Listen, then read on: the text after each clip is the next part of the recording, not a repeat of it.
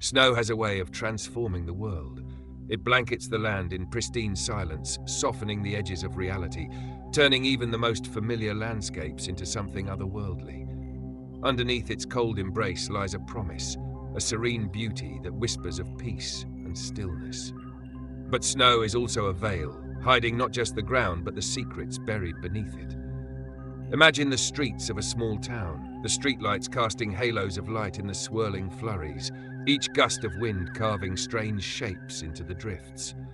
Or the deep woods, where the trees groan under the weight of ice, their skeletal branches reaching out like they're searching for something, or someone. And then there are the mountains, vast and untamed, where the snow falls so thick and fast that the world beyond vanishes into a wall of white. Yet for all its quiet beauty, there is something about snowstorms that feels alive. The way the wind howls, as if crying out warnings we can't quite understand.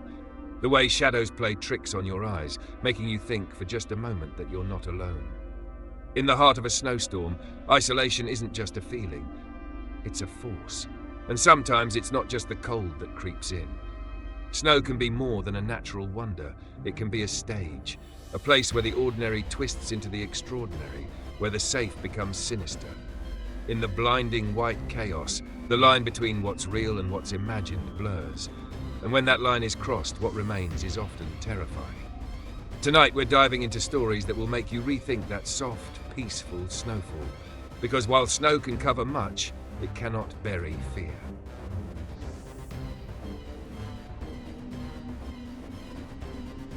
The Colorado Rockies in winter are a world apart. A place where the snow stretches endlessly, unbroken except by the jagged peaks that pierce the sky. It was here, in the stillness of that frozen wilderness, that Sam, Nina, Leo, and Kara had decided to escape. For years, the four friends had talked about getting away from the noise of their lives, from the screens and the deadlines. A remote lodge, perched high in the Rockies and miles from the nearest town, seemed like the perfect retreat. The lodge was everything they'd hoped for, rustic yet comfortable, with timber walls that seemed to breathe warmth into the icy air. The main room boasted a massive stone fireplace that crackled with a fire they kept roaring throughout the day. Snow piled high outside, muffling the world beyond their windows, while the dense forest stood as a silent sentinel around them. There was no cell service, no distractions, just the soft sound of the wind and the occasional call of a bird. By the second day, the charm of their isolation had taken hold.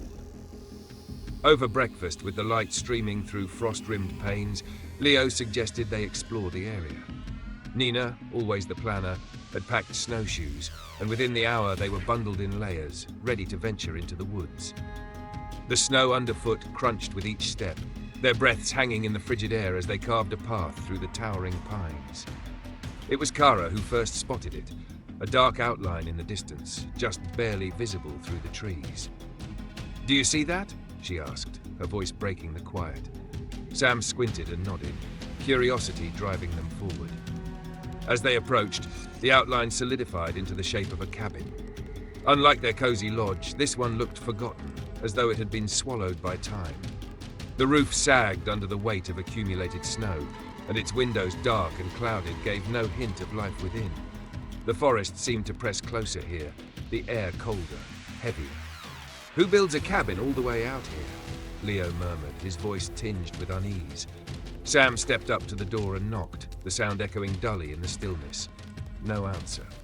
He peered through a crack in the wooden boards, but the interior was shrouded in shadow.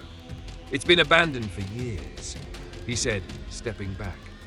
Yet none of them could shake the feeling that the cabin didn't belong, not just to the forest, but to the world they knew. Nina shivered, her voice soft. "Let's head back." The hike back to the lodge was quiet, the earlier chatter among the friends replaced by a collective unease. The cabin lingered in their minds, its image etched into the day's memories like a whisper they couldn't quite make out. By the time they reached the lodge, the sun was slipping behind the mountains, casting long, jagged shadows over the snow. Inside, the fire was warm, their laughter returning as the lodge once again enveloped them in its safe, familiar glow. But outside, in the depths of the forest, the derelict cabin stood silent, waiting. The sun had set, and the lodge was wrapped in a cocoon of firelight and laughter.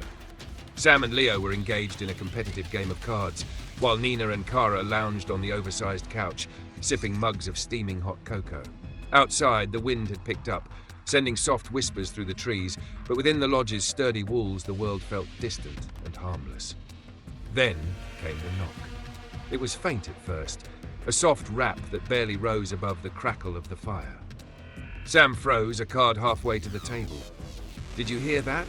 he asked, his voice uncertain. Another knock followed, this one louder, more insistent. They exchanged uneasy glances, the warmth in the room suddenly tinged with a chill. "I'll check," Leo said, grabbing a flashlight. He approached the door cautiously, flipping the lock and pulling it open to reveal a man standing in the threshold. He looked half dead. His coat was soaked through, frost clinging to his dark hair and beard. His face was hollow, his eyes darting nervously to the shadows beyond the porch. "Please," he croaked, his voice hoarse. "Can I come in?" Nina was the first to recover, rushing to grab a blanket while Kara fetched another mug of cocoa. Sam helped the man inside, settling him near the fire. As the warmth seeped into his limbs, his shivering slowed and his breathing evened out. "My name's Lucas," he said finally, his voice still trembling. I got lost out there." "Lost?" Nina asked, her brows furrowed in concern. "What were you doing this far out?"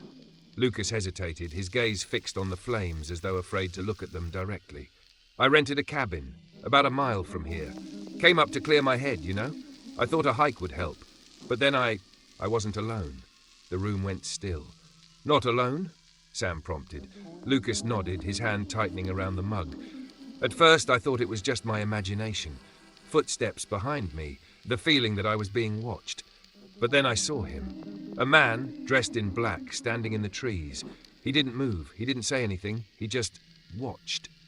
Kara shivered, pulling her blanket tighter. "Are you sure it wasn't another hiker?" Lucas shook his head, his knuckles white as he gripped the mug. "No, it wasn't just one man.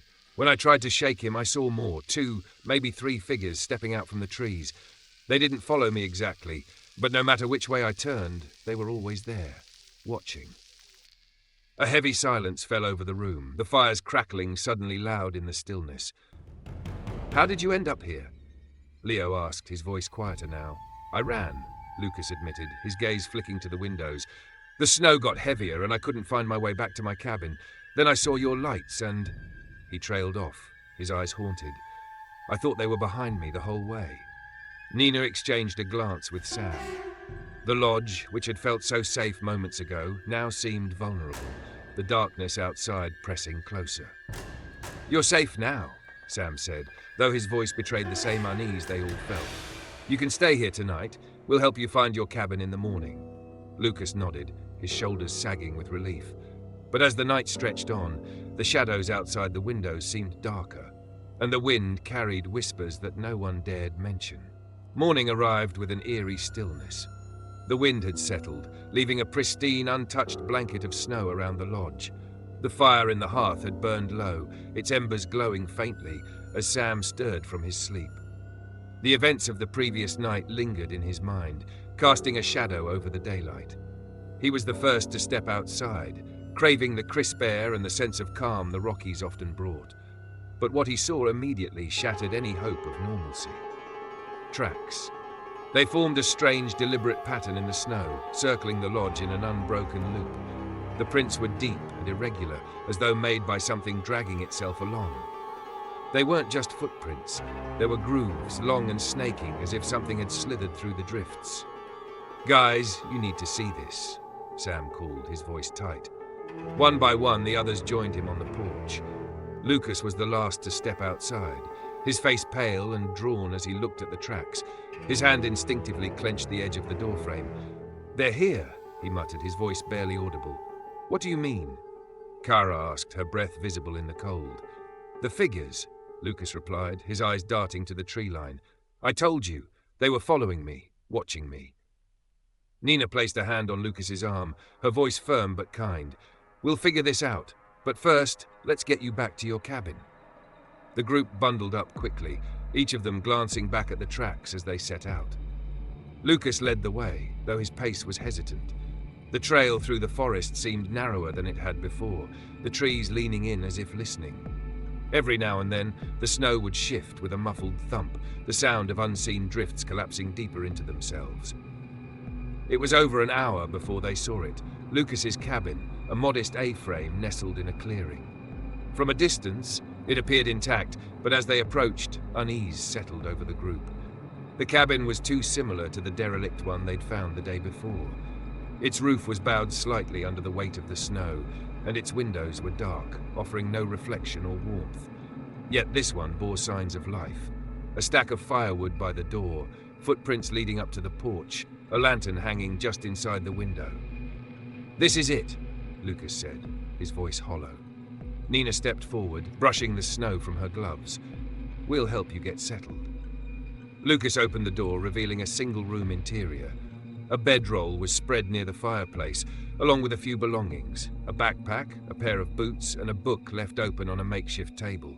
The cabin had an air of abandonment, yet it was clear someone had been there recently.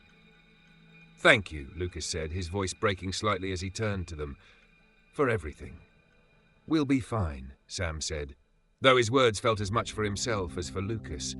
"If you need anything, you know where to find us." They left him there, his shadow framed in the doorway as he watched them disappear back into the trees. The walk to the lodge was quiet, each of them lost in their thoughts.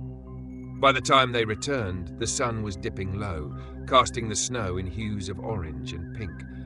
The tracks around the lodge had been partially filled in by the day's wind, but their presence was still unnerving. As they stepped inside, Leo broke the silence. "Does anyone else feel like we're being watched?" No one answered, but they didn't have to. The lodge, once a sanctuary, now felt fragile. And somewhere deep in the forest, Lucas's cabin stood alone, holding its own secrets against the night. The lodge had fallen into a deep silence, the kind that only exists in the dead of night. The fire had burned low again, casting faint, flickering shadows on the walls. Outside, the wind had returned, whispering through the trees like a voice just out of reach. Sam stirred first, jolted awake by a sound he couldn't immediately place. He sat up, listening. There it was again, a knock, quiet but deliberate. His heart began to pound as he glanced at the others. Leo was sprawled on the couch, snoring softly. Nina and Kara were asleep under a pile of blankets in the corner. For a moment, he thought he'd imagined it, that his nerves were playing tricks on him. Then the knock came again, louder this time. Sam was on his feet before he could think, grabbing the fire poker from its stand. He stepped toward the door, his breath shallow, his grip tightening on the cold metal. "Sam?" Nina's voice was barely a whisper. She was awake now, her wide eyes glinting in the dim light. "Stay there," he said, his voice low. The knock came a third time, sharp and insistent. It echoed through the lodge, each strike more forceful than the last. Then as Sam reached the door, it stopped. He held his breath, his hand hovering near the latch. The silence pressed in around him, so heavy it seemed alive. That's when he heard it, the whispering. It was faint at first, like the wind, but as he strained to listen, the sound grew clearer. Voices, low, guttural, layered upon each other as if 100 mouths were murmuring at once. He turned to the others. Nina and Kara were sitting upright now, their faces pale. Even Leo had woken, his expression frozen in a mix of confusion and fear. "Do you hear that?" Sam asked, though he already knew the answer. The whispers grew louder, shifting, coming from all directions. And then, from the corner of his eye, Sam saw movement. The frosted windows were glowing faintly in the moonlight, and there, just beyond the glass, shadows shifted. A figure, indistinct but unmistakable, moved slowly past one of the windows, then another, and another. "There's more than one," Kara whispered, clutching Nina's arm. Sam swallowed hard, his pulse roaring in his ears. He raised the fire poker, his knuckles white. "Stay back," he said, though it was unclear whether he meant the others or whatever was outside. Another knock shattered the moment. Louder now, more forceful, as though the door itself might give way. Sam acted on instinct, yanking the door open and raising the poker. The cold night air surged in, biting at his skin. But there was no one there. The snow stretched out, untouched, pristine in the moonlight. He stepped onto the porch, scanning the darkness, his breath clouding in the icy air. Then the whispers returned, louder now, impossibly close. He spun around, his eyes darting from shadow to shadow, but the forest was empty. "Sam, get back inside!" Nina called, her voice breaking. He didn't need to be told twice. Back in the lodge, he slammed the door shut, bolting it with trembling hands. The whispers faded, but the unease remained, thick and suffocating. The group huddled near the fireplace, their faces lit by its weak glow. No one spoke, no one dared. They didn't sleep the rest of the night, every creak of the lodge setting their nerves on edge. Outside, the shadows continued to move, circling the lodge like predators waiting for the perfect moment to strike. The first light of dawn broke over the Rockies, pale and hesitant, as though reluctant to chase away the darkness of the night before. Inside the lodge, the fire had long since died, leaving the room cold and heavy with dread. None of them had slept. They sat close together, their faces pale, their eyes rimmed with exhaustion and fear. "We need to leave," Nina said, breaking the silence. Her voice was steady, but her hands trembled as she gripped her coat. No one argued. There was no longer any debate about the strange tracks, the whispers, or the figures in the snow. Whatever had surrounded the lodge, whatever had watched them through the frosted windows was real, and staying another night wasn't an option. They packed quickly, their movements urgent yet subdued, as though afraid to speak too loudly or move too fast. The shadows of the night still clung to them, unseen but undeniable. By the time the sun crept higher, they were ready, their bags loaded into the SUV parked just outside the lodge. As Sam turned the key in the ignition, the engine roared to life, shattering the stillness. The sound seemed too loud, out of place, and for a moment everyone froze, their gazes darting toward the forest. The trees loomed, their branches heavy with snow, their shadows long and sharp in the morning light. The lodge, once a sanctuary, now felt like a trap they had narrowly escaped. "Let's go," Leo urged, his voice tight. Sam didn't need to be told twice. He pressed the accelerator, the tires crunching over the snow as they began their descent down the narrow mountain road. None of them looked back, at first. But as the lodge disappeared from view, Kara couldn't resist a final glance. She turned in her seat, her breath catching in her throat as her eyes fixed on the clearing where the lodge stood. The snow, pristine and untouched in the daylight, seemed to shift.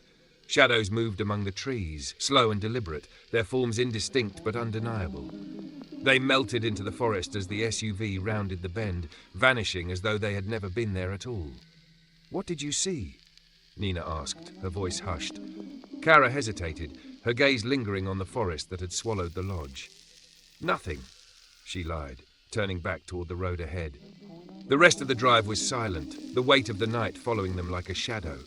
The Rockies, majestic and serene, seemed indifferent to the fear they had endured, the secrets they were leaving behind.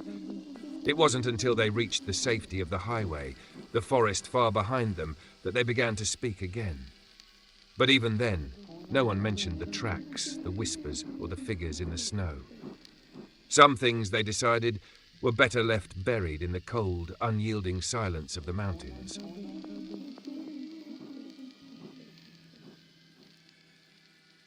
The clock struck 11 p.m.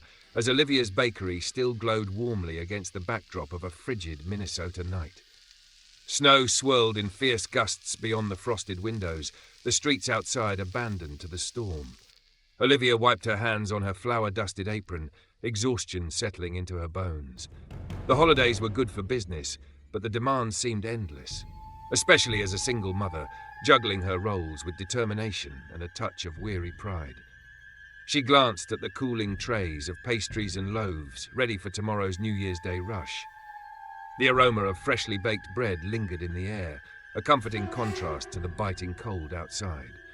Olivia flipped the open sign to closed and grabbed her coat, preparing to brave the journey home to her secluded farmhouse. The storm had worsened since she'd arrived early that morning. Driving through it wasn't just unpleasant, it was perilous. But the thought of her 8-year-old son, Liam, waiting at home fueled her resolve. With a sigh, she locked up and stepped into the night, the wind biting at her cheeks as she climbed into her old pickup truck. The roads were nearly invisible beneath thick blankets of snow, the tires crunching along at a cautious pace. The headlights illuminated nothing but a swirling haze of white. Olivia gripped the steering wheel tighter, her breath fogging in the chilled cabin. A few miles down the desolate highway, a dark shape emerged on the side of the road. At first, Olivia thought it was a trick of the storm, shadows cast by her lights. But as she drew closer, the form resolved into something unmistakably human. A man lay sprawled near the ditch, motionless and half buried by the relentless snow. Heart pounding, Olivia pulled over, the truck skidding slightly on the icy shoulder. She grabbed her phone, but there was no signal, typical this far from town. Swallowing her fear, she bundled herself against the storm and hurried to the man's side. "Sir?" she called, her voice barely carrying over the howling wind. She knelt beside him, brushing snow from his face.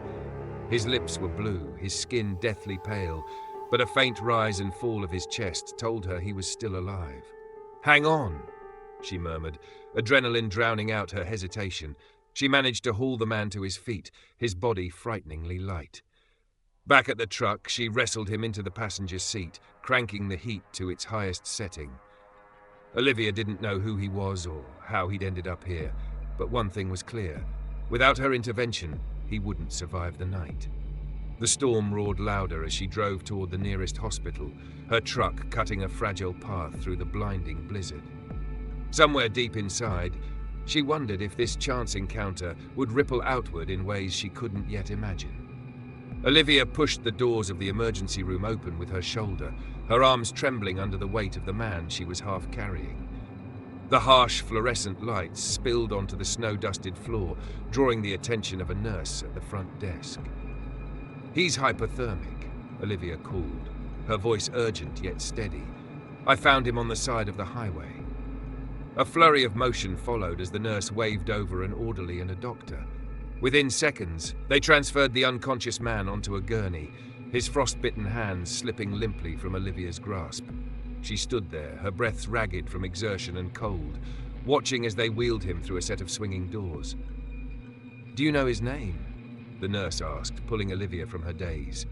She shook her head, brushing a strand of hair from her face. "No, he wasn't conscious when I found him. I didn't see any ID."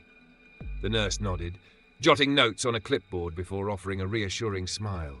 "You did the right thing. He's in good hands now." Olivia nodded, her hands clasped tightly together. She thought about leaving, the warmth of her farmhouse, the comfort of her son waiting for her, but something rooted her to the spot. Maybe it was the way the man had looked so utterly fragile in the snow, or the faint murmur he'd made as she loaded him into her truck. Time stretched on, the minutes marked only by the ticking of a clock on the wall. Finally, the doctor emerged, his expression a mix of fatigue and relief. "He's stable," the doctor said. "Severe hypothermia, some frostbite, but he's lucky you found him when you did." Olivia exhaled a breath she didn't realize she'd been holding. "Can I see him?"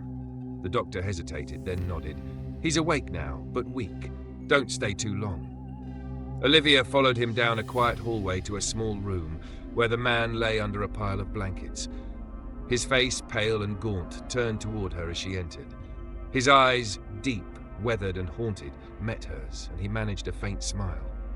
"You saved me," he rasped, his voice cracked and barely audible. "I couldn't just leave you out there," Olivia replied, stepping closer. "Do you remember what happened?" He nodded weakly, his gaze dropping to his hands, which were swathed in gauze. "Name's Eli," he began, his words slow and deliberate. "Lost my job a year ago, then my house. Been drifting ever since. Thought I could make it to the shelter in town before the storm hit, but guess I was wrong." The weight of his words settled over the room. Olivia couldn't help but feel a pang of guilt for every time she'd complained about her own struggles. She glanced at his hands, the bandages stark against his skin, and then back at his face. "How long have you been out there?" she asked softly. "Too long," Eli admitted. "Sometimes I think it'd be easier to stop trying, you know." But he paused, his voice faltering. "I had a family once. A wife, a little girl. They're gone now. But I guess a part of me still hopes, even when it doesn't make sense." Olivia swallowed the lump rising in her throat. His words, raw and unvarnished, resonated in a way she hadn't expected. She thought of her son, Liam, and the lengths she would go to keep him safe. "You don't have to do this alone anymore," she said, her voice firm. "We'll figure something out." Eli blinked, his eyes glassy with unshed tears. Why would you do that for me? I'm just some guy you found in the snow. Because you're not just some guy, Olivia replied. You're someone who matters, and everyone deserves a second chance. In that moment, the storm outside seemed to quiet, as though the universe itself had paused to listen. Eli's steps crunched on the frozen ground as he followed Olivia up the gravel path to her farmhouse. The snowstorm had eased, leaving behind a world washed clean and still, the sky a pale, cloudless expanse. Olivia pushed the door open, ushering him into a home that smelled of wood smoke and cinnamon, its warmth wrapping around him like a long-lost embrace. "This is it," she said, her tone casual but tinged with pride. "It's not fancy, but it's home." Eli stood in the entryway, his breath catching at the sight of a cozy living room dominated by a stone fireplace, a stack of firewood neatly arranged beside it. A threadbare but vibrant rug covered the wooden floor, and framed photographs lined the walls. Olivia motioned to a small hallway. "The guest room is down there. It's nothing fancy, but it'll be yours as long as you need." Eli turned to her, his expression equal parts gratitude and disbelief. "You've already done so much. I don't know how I'll ever repay you." "You don't have to," Olivia replied firmly. "But if you're set on contributing, I could use some help at the bakery. The early mornings might be brutal, but the coffee's strong." Eli smiled, the first genuine one she'd seen from him, and nodded. Life on the farm settled into a steady rhythm. Eli proved himself to be hard-working and dependable, rising with the dawn to help Olivia shovel paths, repair fences, and haul supplies to the bakery. Liam warmed to him quickly, peppering him with questions about the world beyond their quiet town. And though the pain in Eli's eyes never fully faded, it softened under the weight of purpose and routine. One evening, Olivia headed into town for a late delivery, leaving Eli and Liam alone. Snow had begun to fall again, soft and lazy, as Eli settled into an armchair by the fire. Liam had fallen asleep on the couch, a book open on his chest. The house was quiet, the kind of peace Eli had almost forgotten existed. Then a sound shattered the stillness, a faint creak from the back door. Eli froze, his ears straining. Another noise followed, a muffled thud. Someone was inside. Moving quickly but silently, Eli reached for the old hunting rifle Olivia kept mounted above the fireplace. He hadn't held a weapon in years, but his hands moved with a familiarity born of necessity.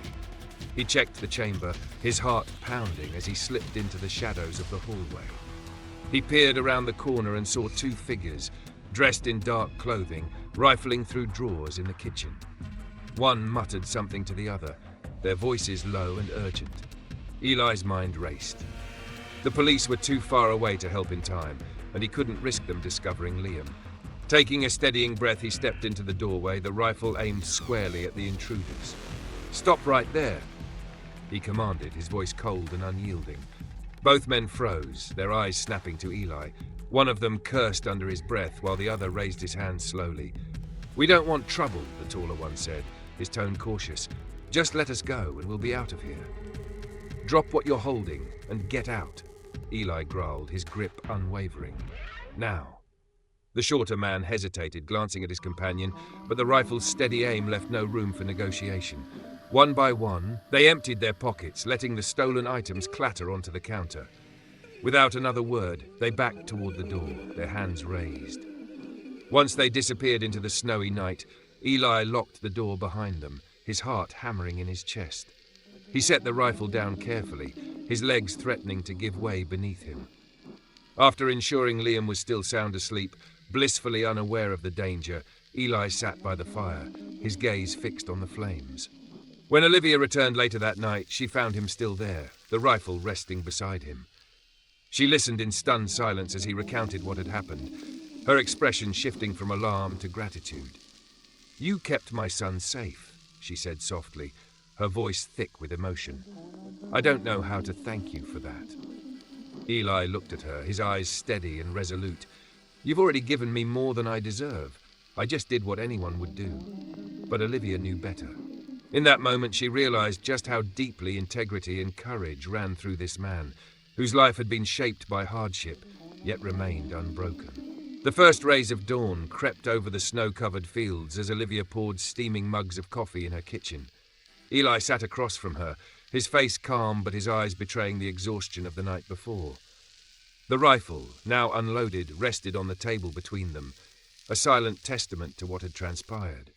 "I still can't believe it," Olivia said, shaking her head. "If you hadn't been here..." Her voice faltered, and she took a steadying breath. "Liam and I are lucky to have you around." Eli shifted uncomfortably, his hands wrapped around the mug.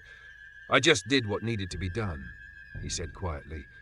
"You've given me a second chance, Olivia. Protecting your family, it's the least I could do." Her gaze softened as she studied him. In the weeks since he'd come into her life, Eli had proven himself in ways she hadn't expected. He was patient with Liam, tireless in his work on the farm, and now brave in the face of danger. But there was something else, something she couldn't quite put into words. "You're more than a guest here," she said after a moment. "You're part of this family now."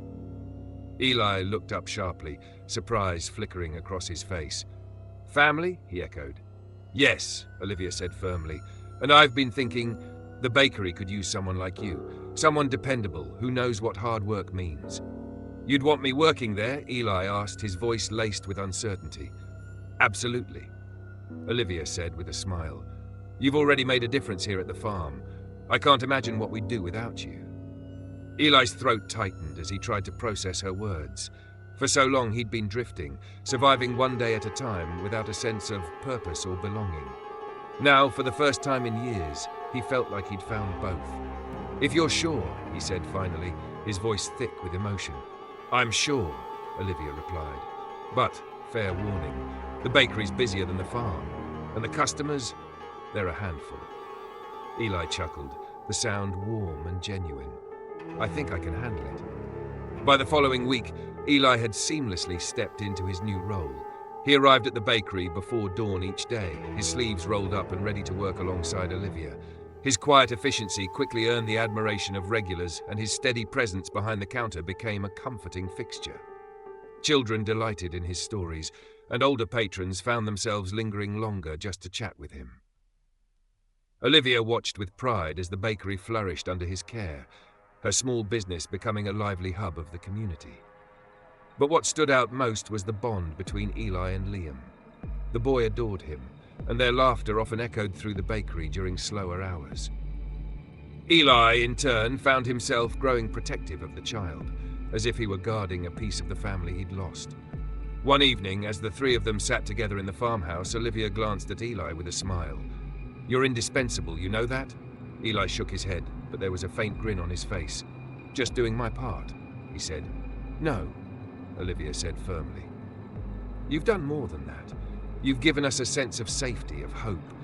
You've changed everything, Eli." He met her gaze, his expression unreadable for a moment before he nodded. "You've changed my life too," he admitted. "More than you'll ever know." Outside, the snow fell softly, blanketing the world in a quiet peace. Inside, the warmth of a new beginning filled the room, binding them together in ways none of them had expected. A full year had passed since that fateful snowstorm, and Olivia's farmhouse glowed warmly against the crisp winter night. Inside, the kitchen buzzed with life. The air was filled with the scent of fresh bread, roasted cinnamon apples, and the unmistakable sweetness of frosting.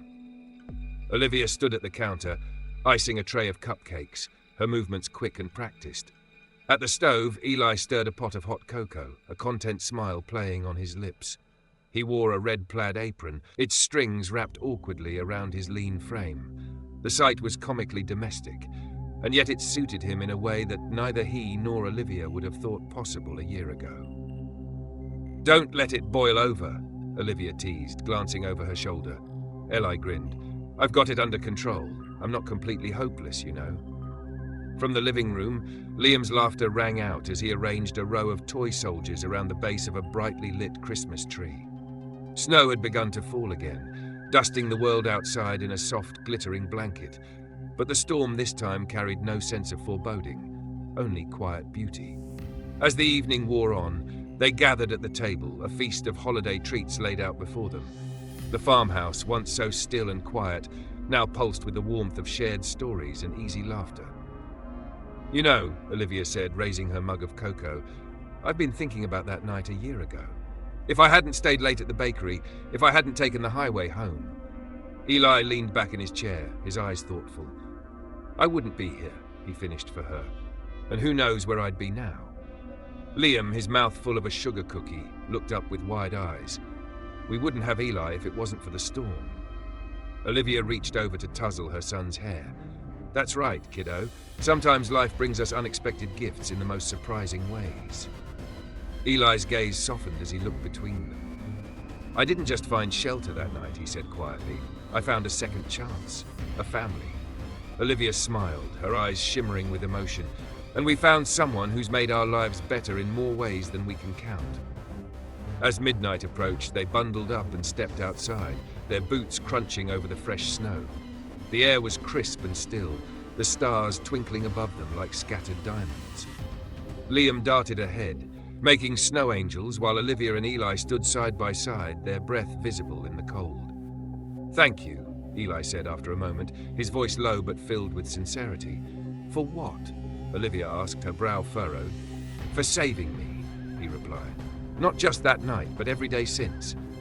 She reached out, her gloved hand resting lightly on his arm. You've saved us too, Eli, in ways you don't even realize. The distant toll of the town's clock tower signaled the arrival of midnight, and Liam ran up to them, his cheeks flushed with cold. Happy New Year, he exclaimed, throwing his arms around them both. Happy New Year, Olivia echoed, her smile radiant. Eli looked at them, the boy grinning up at him, the woman who had seen past his brokenness to the person he could become, and felt a sense of belonging he hadn't known in years. Happy New Year, he said softly, the words carrying a weight of hope and gratitude. As the snow continued to fall around them, the three stood together, a family forged by fate and strengthened by love, ready to face whatever the future might bring.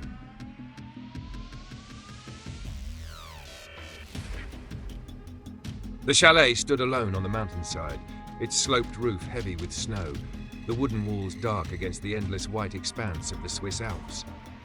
Below it, the valley stretched out like a vast frozen sea, blanketed in unbroken drifts that gleamed under the pale winter sun. Above, jagged cliffs loomed, their icy faces shimmering with frost. The only sounds were the occasional groan of shifting ice and the mournful whistle of the wind. Marco stepped onto the chalet's creaking porch, his breath clouding in the icy air. The solitude he had longed for was palpable here, as stark and unforgiving as the landscape itself. A half-finished canvas leaned against the railing, its surface bearing the raw, abstract lines of the mountain peaks that had captivated him since his arrival. He rubbed his hands together, the cold biting through his gloves. The isolation was exhilarating, a sharp contrast to the clamour of the city he had left behind. His friend, Jacob, had described the chalet as the perfect retreat, a place where the world's distractions could melt away, leaving only the artist and his work. Inside, the chalet was Spartan but warm. A wood-burning stove crackled in the corner, its heat radiating through the open room. A sturdy wooden table bore the scattered tools of Marco's craft, tubes of oil paint, brushes of varying sizes, and a palette smeared with bold, earthy colours. A single cot was pushed against the far wall, its woolen blanket folded neatly at the foot.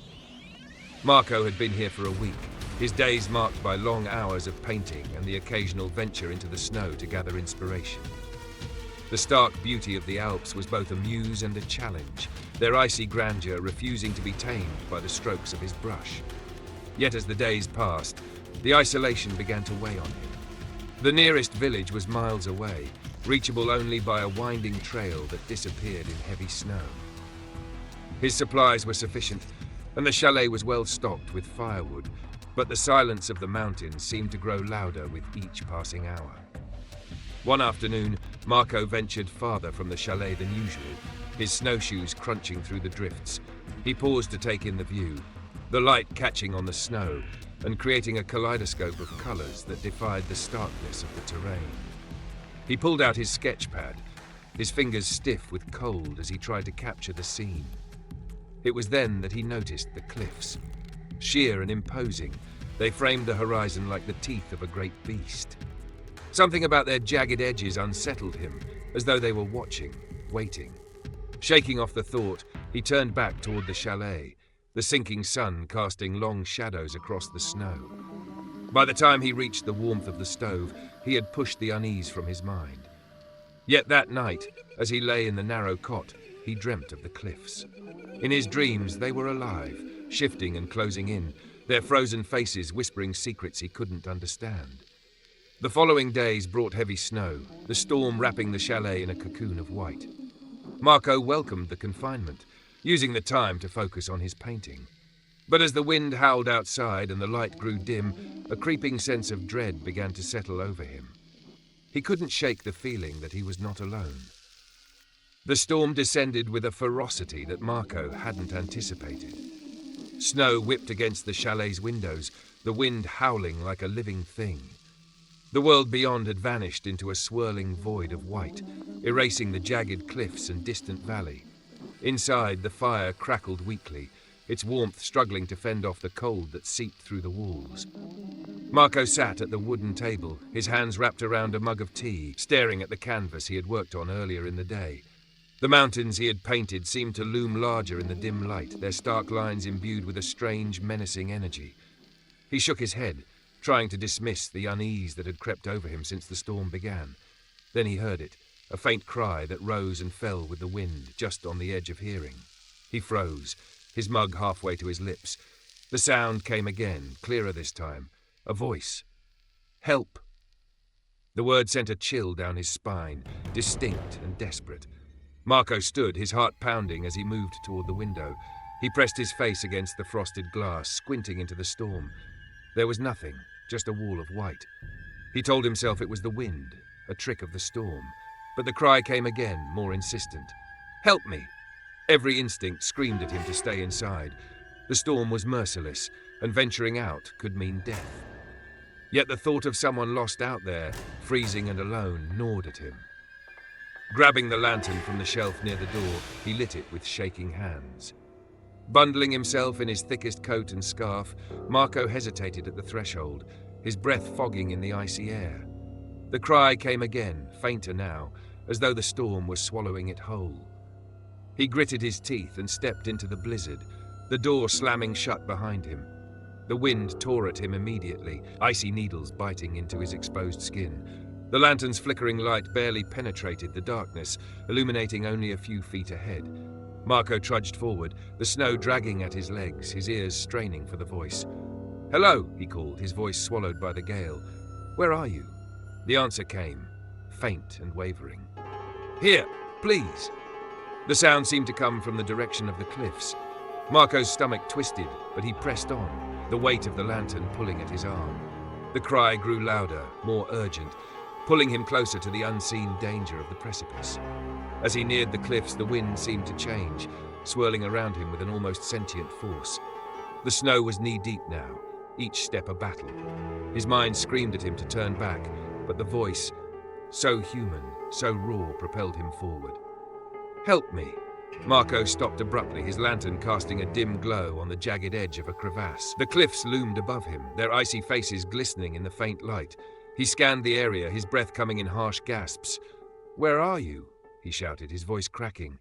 For a moment, there was silence. Then, from somewhere below, the voice came again, weak but unmistakable. "I'm here. Please." Marco's hands shook as he held the lantern higher, peering into the narrow crevasse. The shadows shifted, and he thought he saw movement, something pale and indistinct against the darkness. His heart hammered in his chest as he leaned closer, the wind shrieking around him. And then, just as the voice seemed to rise again, the lantern flickered. For an instant, the light illuminated something that made Marco stumble back, a form crouched just beyond the edge of the crevasse, its outline unnatural, its presence wrong. The lantern's flame steadied, but the figure was gone. The voice, too, had fallen silent, leaving only the wind's mournful wail. Marco took a trembling step back, his instincts screaming at him to return to the safety of the chalet. Yet a deep, inexplicable pull rooted him to the spot, the memory of that desperate cry lingering in his mind. Marco's breath came in shallow bursts, each exhalation curling into the frigid air and vanishing into the storm. The wind howled around him, carrying with it a haunting echo of the voice that had lured him this far. He gripped the lantern tightly, the feeble light trembling in the darkness as he scanned the jagged expanse of the crevasse. There, just beyond the flickering glow, something moved. At first, it seemed like a shadow cast by the wind-whipped snow. But as Marco squinted, the form solidified. It was hunched low, almost animalistic, with limbs too long and thin for comfort. Its pale skin stretched taut over skeletal joints, the hollows of its frame stark against the darkness of the crevasse. "Hello?" Marco called, his voice barely audible above the storm. The figure twitched violently, as though startled by the sound.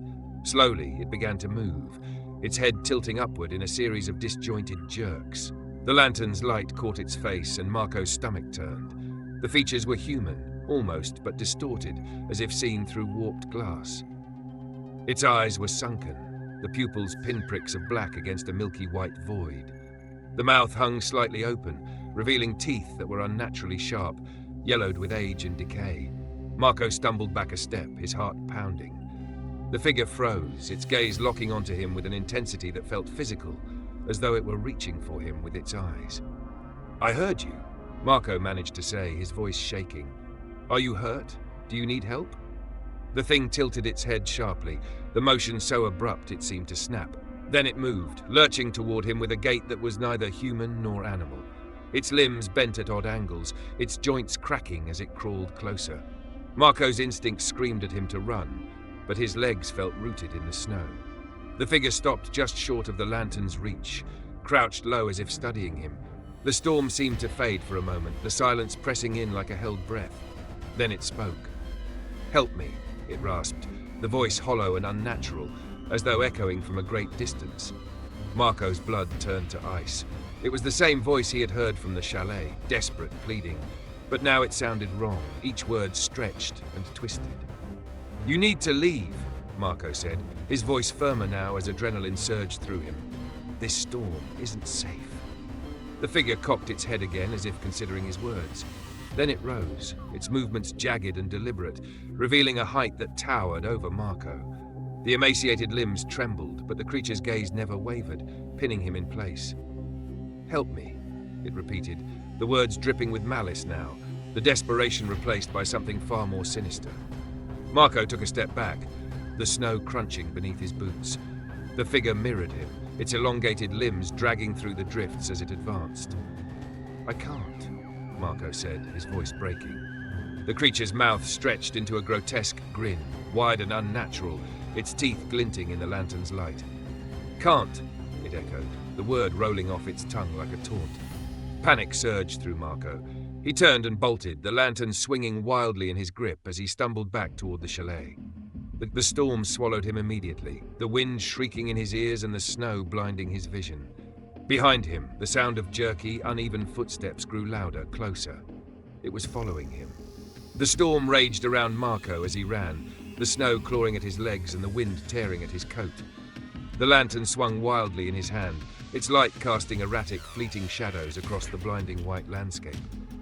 Behind him, the sound of the creature's pursuit grew louder, irregular, shuffling steps punctuated by sharp, unnatural cracks. Marco dared not look back. His mind raced, the terror threatening to choke him, but he forced his feet to keep moving. Each step felt heavier, the snow dragging him down like quicksand. "Help me," the voice rasped again, closer now, twisted with cruel mockery. The sound spurred him forward, his breath coming in ragged gasps that burned in the frigid air. His thoughts spun wildly. He was too far from the chalet, too exposed. The cliffs loomed nearby, their jagged edges a dark silhouette against the storm. He stumbled, his foot catching on something buried in the snow. The lantern flew from his hand, its light extinguished as it disappeared into the drifts. Marco hit the ground hard, the cold seeping into his bones. For a moment, the world went still. Then he heard it, a low, guttural growl that sent shivers down his spine. Marco scrambled to his feet, his gloved hands clawing at the snow. His fingers closed around a branch, half buried but sturdy. He pulled it free, gripping it tightly as he turned to face the creature. It stood just a few feet away, its emaciated form illuminated by the faint light of the storm. The grin was still etched across its distorted face, its hollow eyes fixed on him with unrelenting hunger. "Stay back!" Marco shouted, his voice cracking.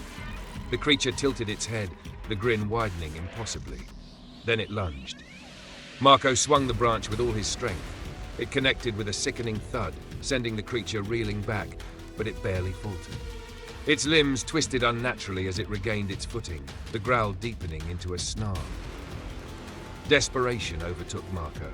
He swung again and again, the branch splintering with each impact. But the creature kept coming, its movements relentless and erratic. Finally, with one last desperate strike, Marco caught it across the head. The creature let out a guttural scream, the sound echoing unnaturally through the storm. It staggered, its form flickering as though it were a mirage. Marco didn't wait to see if it would recover. He turned and ran, the broken branch still clutched in his trembling hands. The chalet's outline emerged through the storm, its dark shape a beacon of salvation. He threw himself at the door, fumbling with the handle before bursting inside. Slamming the door shut behind him, he bolted it with shaking hands, his chest heaving as he leaned against the wood. For a long moment, there was only the sound of his breathing and the distant howl of the wind. Then, from outside, a faint scratching. Marco's blood ran cold. The sound grew louder, a deliberate, slow drag of claws against the wood. "Help me," the voice called again, muffled but clear, its tone eerily calm. Marco backed away, his eyes fixed on the door. The scratching stopped, leaving an oppressive silence in its wake. The minutes stretched into an eternity, but nothing else came. The storm began to wane, the wind quieting, the snow settling. Marco stayed where he was, his back pressed to the far wall, the broken branch lying at his feet. The first light of dawn seeped through the frost-covered windows, casting long, pale shadows across the chalet. Marco sat slumped by the extinguished fireplace, a blanket draped over his shoulders, his eyes fixed on the door. His hands were raw, his knuckles scraped from gripping the broken branch that still lay at his side. The storm had passed. The howling wind was gone, replaced by an eerie stillness that pressed heavily against the walls. The silence was almost worse than the noise. It felt like the world itself was holding its breath. Marco forced himself to his feet, every muscle in his body protesting. He approached the window slowly, his heart pounding despite the calm outside. Pulling back the curtain, he peered out into the vast expanse of snow. The landscape was pristine, untouched. The deep drifts sparkled under the weak winter sun, unbroken by any sign of movement. No footprints, no claw marks, nothing. Marco's breath caught in his throat. He scanned the area, his eyes darting from the cliffs to the crevasse where he'd seen the figure. The snow there was smooth, undisturbed, as if the events of the night had been nothing more than a fevered dream. But the bruises on his arms and the gash on his hand told a different story. He turned back to the door, half expecting to see scratches on the wood, a sign that the creature had been real. Yet the door was unmarked, its surface as solid and unyielding as it had been the day he arrived. He shook his head, trying to make sense of it. Had he imagined it? Had the isolation, the storm, and his own fears conspired to create something that wasn't there? Marco gathered his belongings with trembling hands, stuffing his sketchpad and paints into his bag. The unfinished canvas leaned against the wall, its depiction of the cliffs now seeming grotesque and wrong, the jagged peaks almost leering at him. He left it where it was. By midday, Marco was trudging down the narrow trail toward the village, the chalet shrinking into the distance behind him. He didn't look back. When he reached the edge of the forest, the sounds of civilization greeted him, the faint hum of cars, the distant chatter of villagers.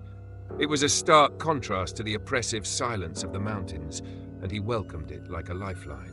As he checked into the small inn in the village, the innkeeper looked at him curiously. "Back early, aren't you?" she asked.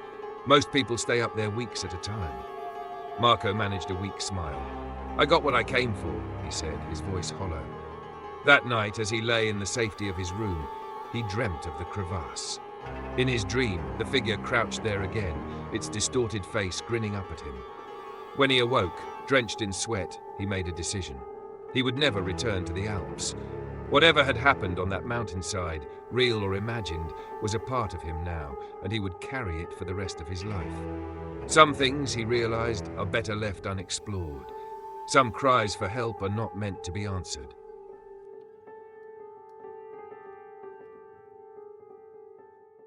Snowstorms have an uncanny way of transforming the world. They mask the familiar, turning it into something alien and foreboding. Isolation descends with every flake, and in that solitude, our minds start to wander. What lies beyond the veil of swirling white? What secrets does the storm conceal? Perhaps it's a stranger, half buried in a drift, their presence a mystery as chilling as the ice itself. Or a voice calling out from the abyss, pulling you towards something that should not exist. Maybe it's just the wind, or maybe it's not. In the quiet aftermath, when the snow settles and the world feels still, we're left to wonder, what was real? What might still be lurking beneath the unbroken surface, hidden from the sun's faint light? So the next time you find yourself in the midst of a snowstorm, with the wind howling and the world around you blotted out, ask yourself, is it truly the storm that unsettles you? Or is it the idea of what you cannot see, what might be watching, waiting, just beyond your reach? If these stories made you shiver, if they stayed with you long after the final word, be sure to subscribe to our channel and share these chilling tales with friends. After all, the best stories are the ones we can't quite shake, the ones that remind us that sometimes it's not just the cold that creeps in.